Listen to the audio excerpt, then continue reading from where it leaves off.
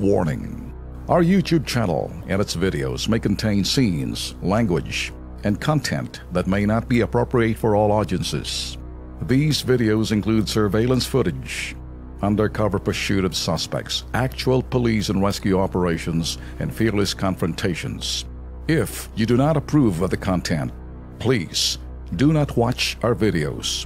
If you wish to continue, we strongly advise that you proceed with caution.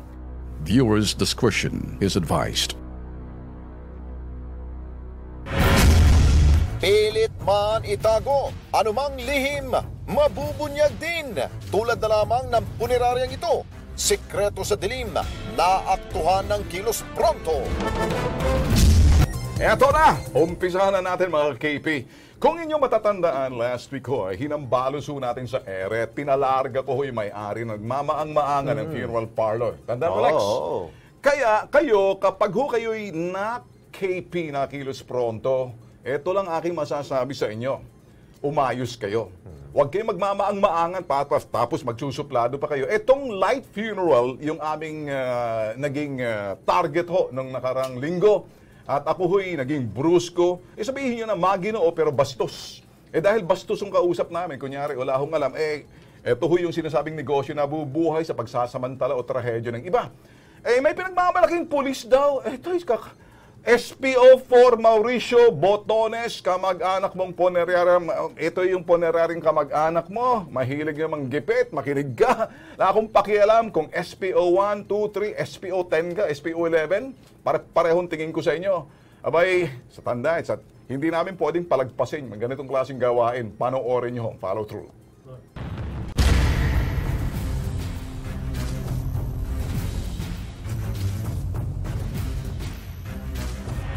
Hoy, huwag kang manunula ka. Huwag kang manunula ka. Ito ang komosyon sa pagitan ng tauhan ng Light Funeral Service at Kilos Pronto Team. Manunula ka. Sa kanilang tanggapan habang inihahain ng Quezon City Business Permit and Licensing Office ang closure order. Makinig kayo sa light funeral, makinig kayo. Biyernes, 11 ng Nobyembre, nang i-ere ng Kilos Pronto ang reklamo ni na Janet Fernandez at Elaine Camitan laban sa umunay panggagancho sa kanila ng Light Funeral Service. Pinaril at napatay sina Jericho Camitan at Erica Fernandez, kapwa-kapatid ni na Elaine at Janet. Pwersahan umanong kinuha ng Light Funeral Service ang mga bangkay dahil sila daw ang accredited para sa medical legal.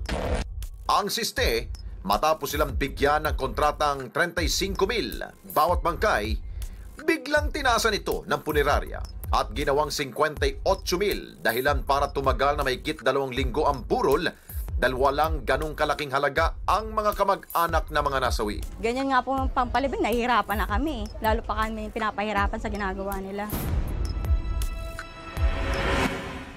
Linggo at 13 na Nobyembre, naihatid na sa huling hantungan ang mga namatay matapos komprontahin sa ere ni Bitag ang pamunuan ng punerarya.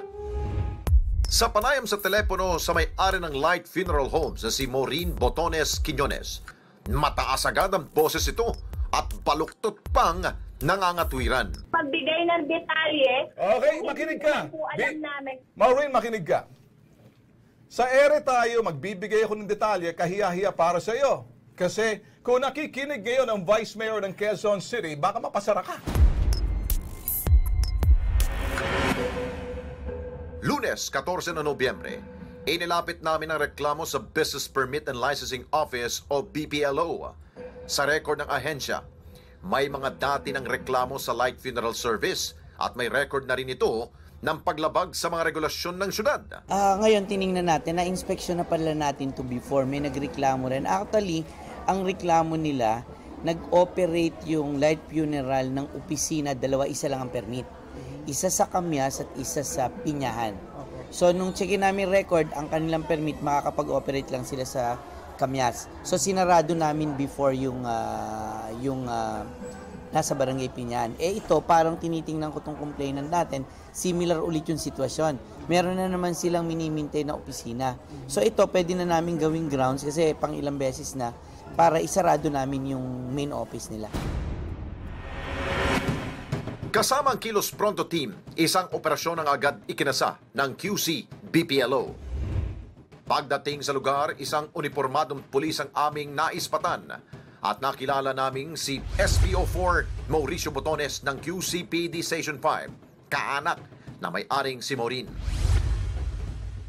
Sa paghahain ng operatiba ng closure order, dito na nagkaroon ng komosyon matapos tabigin at hawiin ang tauhan ng punerarya ang kamera ng Kilos Pronto. Boss, nag-over lang kami. Trabaho po namin kumuha. Trabaho namin to. Galahin yung camera namin, Ano Brad. po namin yan eh. Brad, huwag mong galawin yung camera namin, Brad. Labas mo na. Magkakaproblema ka, Labas Brad. mo na. Pati kameraman ng Kilos Pronto, isinalya ng astig na tauhan ng light funeral. Ang kaninang unipormadong pulis biglang nagbagong bihis. Pumasok sa loob ng opisina at umaktong security guard ng establishmento. Tagasara ng pinto para ikubli sa kamera ang punerarya. Sa uli, anumang liwanag meron ng light funeral service, agad din itong kinagat ng dilim. Nahulog sa bitag ng Kilos Pronto. Matapos tuldukan ng closure order mula sa operatiba ng City Hall. Pasasalamat naman ang hatid ni Elaine at Janet dahil tuluyan ng matatahimik ang mga kaluluwa ng kanilang kapatid. Nagpapasalamat po kami kay Sir Ben Tulfo tsaka po kay Sir Alex Santos dahil po natulungan nila kami sa pagpapalibing sa kapatid ko. Okay na po, nagpapasalamat po ako sa kanila kasi unang-una po, hindi po dahil sa kanila hindi po malilibing yung kapatid ko. May kalalagyan talaga. Natuto na ba kayo? O Maureen Quinones, Botones, na kapatid mo si SPO4 Botones, hindi ka na mapopromote sa SPO10. Makinig ka. Ano na? Security guard na lang siya. Ito lang aming masasabi, kapag kayo'y trinabaho ng Kilos Pronto, hindi namin kayo titigilan. Pag tinabi namin pasasara kayo, ipasasara kayo dahil marami, close open to Lex. Marami ng reklamo. Talaga may pattern sila ng panloloko. Kaya aming masasabi sa inyo, o ano ngayon? Kakantahan ko kayo medyo okay naman siya. Sige. Hoy, hoy, hoy mga kengkoy, ang babantot nyo't nangangamoy, sarado na kayo. Ayun, okay? O kaya paalala natin sa ating pong mga tinatawag ho ng pansin, sumagot ho kayo ng mahusay. Gawin ho ninyo ang aksyon dahil yung reklamo naman po, hindi po drawing po yung mga reklamo na dumarating po dito sa programa namin. Totoo ho, kaya ang aksyon, kailangan pong Kilos Pronto po yan. Okay? Sabi niya, hello! Hello! Masungit Masungit. Sarado ka na. Asa na ngayon ang kasungitan mo? Ala na. Ayan. Sarado.